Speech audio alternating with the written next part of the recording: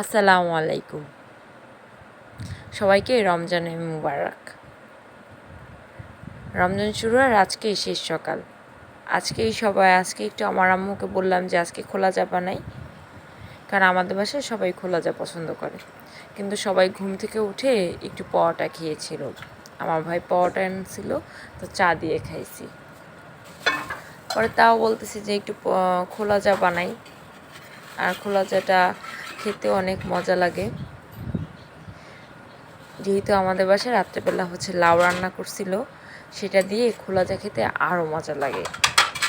গরু গোশত তো সাথে আছেই। এই যে দেখুন, আজকের পিঠাগুলো এত সুন্দর হয়েছে কি বলবো, দিতেই সাথে সাথে উঠে গেছে। এই যে লাউ দিয়ে চিংড়ি মাছ আর খোলা চা। আল্লাহ হাফেজ।